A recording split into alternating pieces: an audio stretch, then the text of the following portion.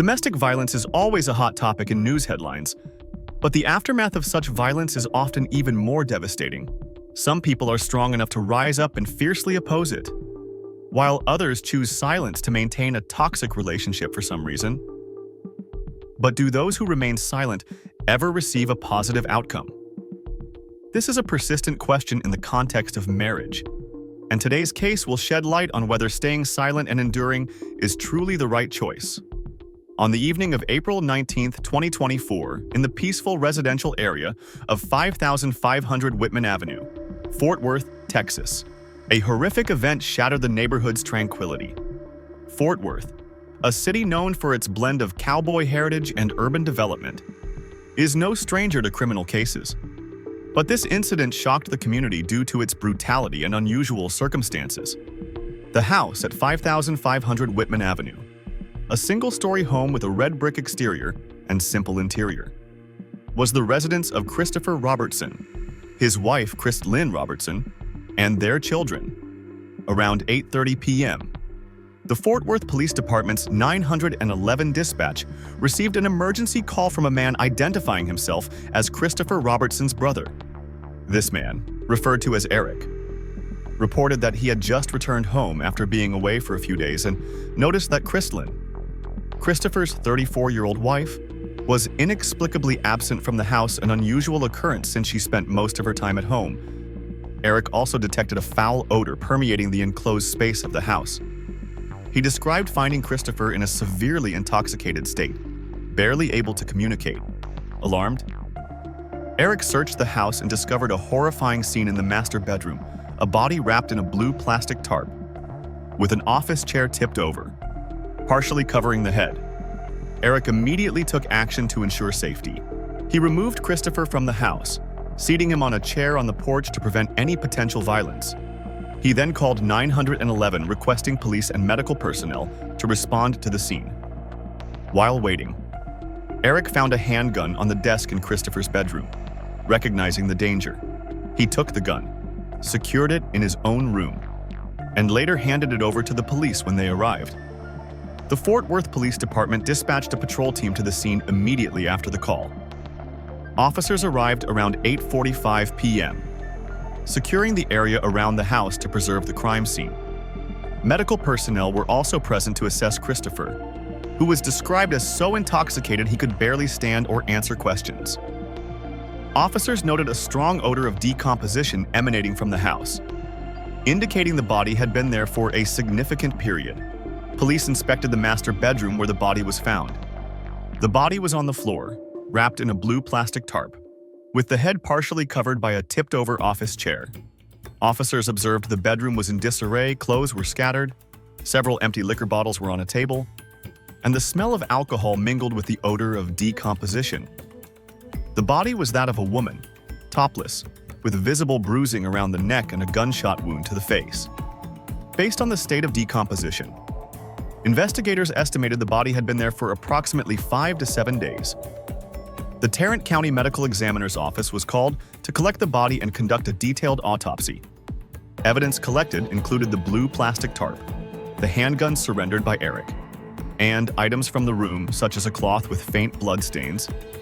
Police also noted that the bedroom floor showed signs of being cleaned, though small traces of blood were still detectable using specialized chemicals. Based on identification documents found in the house and information from Eric, police confirmed the victim was Kristlynne Robertson, 34, Kristlynne Robertson's wife. Kristlynne was a mother of 5 children and lived with Kristlynne in the home. According to the investigation, before marrying Kristlynne had been married to a man named Ardent. They lived together for a time and had 3 daughters, but their marriage quickly dissolved, and they decided to end their relationship. After the divorce, Kristlynne was granted custody of the children. Sometime later, she met Kristlynne, and the two fell in love, eventually marrying and moving in together. Their household included Kristlynne, and her 3 daughters from her previous marriage.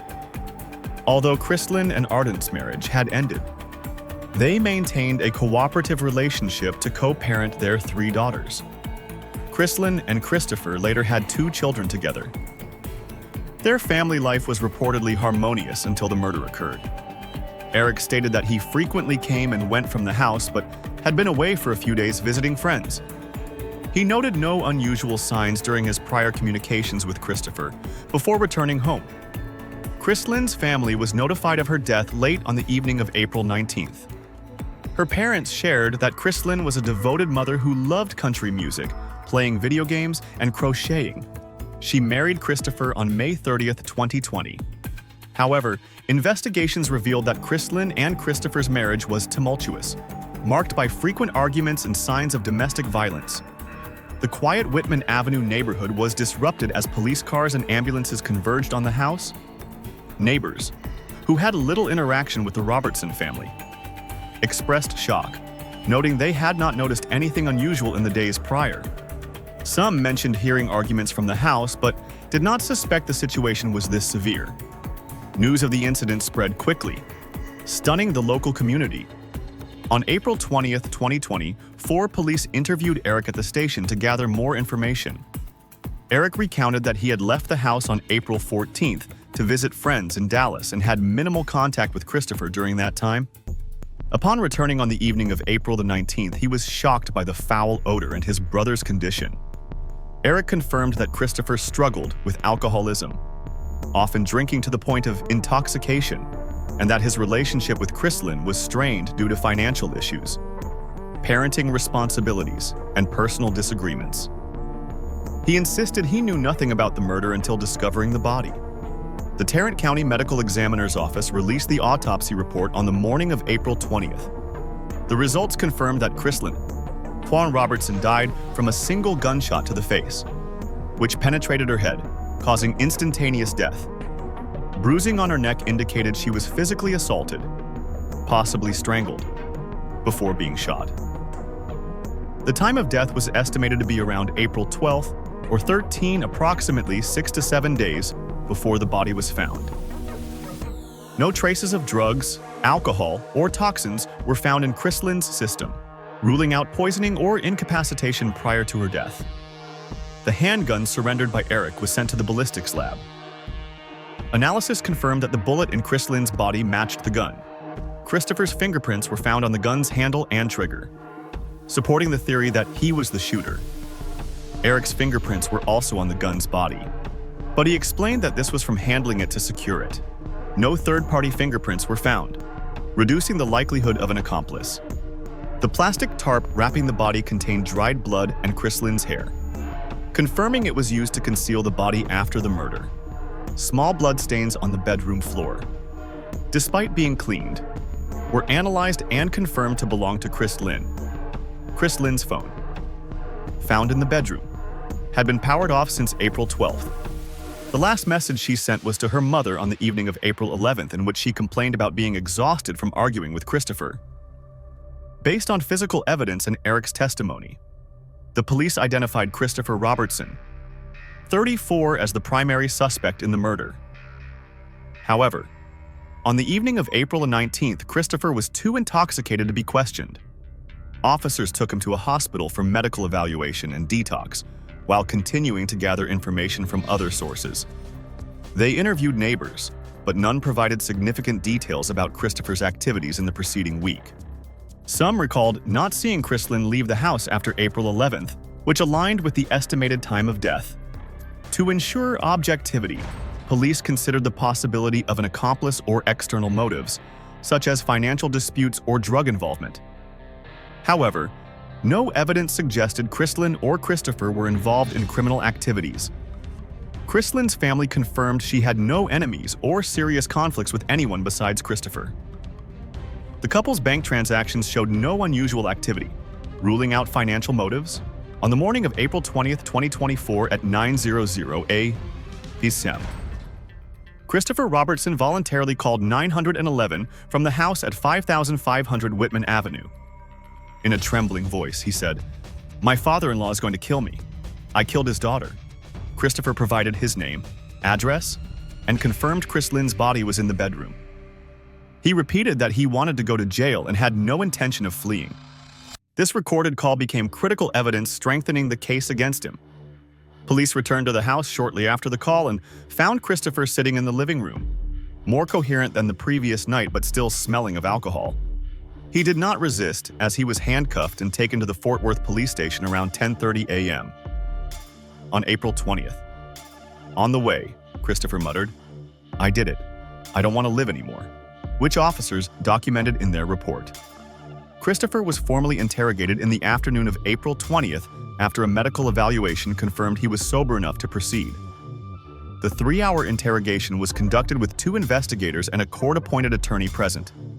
Christopher confessed that the murder occurred on April 12th, driven by financial disputes and marital tension. He specifically mentioned that their rent kept increasing, while Kristlynne was unable to work due to health issues, creating significant financial pressure.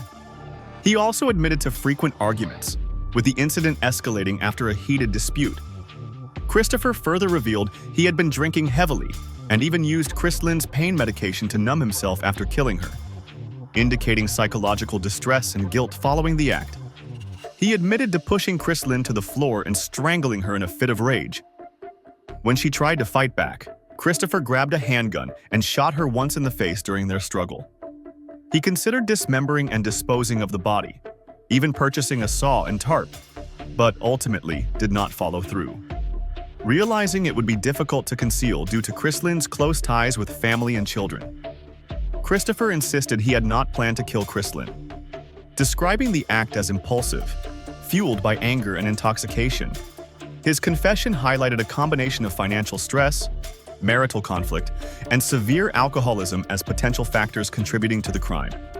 After shooting Kristlynne, Christopher panicked but did not call the police. Fearing arrest, he found a blue plastic tarp in the house, typically used to cover furniture, and used it to wrap the body.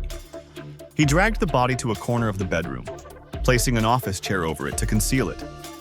Christopher attempted to clean blood from the floor with a cloth and water, but did so haphazardly while still intoxicated. He stated he had no intention of moving the body out of the house, as he lacked the means or a clear plan. Christopher stated that he lived in a state of panic and intoxication throughout the week following the murder. He avoided the bedroom where the body was, sleeping on the living room sofa, and continued drinking to forget what had happened. He admitted to contemplating suicide but lacked the courage. When Eric returned on the evening of April 19th and discovered the body, Christopher knew he could no longer hide. He called 911 the next morning because he felt it was all over. Investigators confirmed that Christopher's confession aligned with the evidence at the scene, including the gunshot wound, signs of strangulation, and the condition of the body. Christopher denied any involvement of others, including Eric. His attorney argued that he acted in a state of intoxication-induced loss of control, but prosecutors countered that his week-long concealment of the body demonstrated clear awareness of guilt. From April 12th to 19, Christopher did not leave the house at 5500 Whitman Avenue, except for one trip to buy alcohol at a nearby store on April 14th. He used cash to avoid leaving a trace. Security footage from the store showed Christopher looking exhausted and disoriented, but displaying no other suspicious behavior. He did not contact friends or colleagues, and his messages to Eric were only to deflect, claiming everything was fine. Christopher described living in a paralyzed state, unable to face the body in the bedroom. He drank continuously, leaving numerous empty bottles in the trash, and did not go to his part-time job at an auto repair shop. This behavior indicated he had no plans to flee, instead succumbing to guilt and despair. After his arrest on April 20th, Christopher was taken to Tarrant County Jail and charged with murder. The bail was set at $100,000, which sparked controversy as Kristlynne's family believed it was too low. While in jail, Christopher was withdrawn, refusing visits from his mother and siblings. Initial psychological reports indicated signs of depression and severe alcoholism, but no serious mental illness. Christopher's trial began on March 3, 2025 at Tarrant County Courthouse. Prosecutors presented physical evidence, Eric's testimony, and the recorded 911 call to prove Christopher intentionally killed Kristlynne and concealed the crime. They called witnesses, including the medical examiner and crime scene officers, to highlight the brutality of the murder. The defense sought a manslaughter charge, arguing Christopher acted while intoxicated without intent to kill.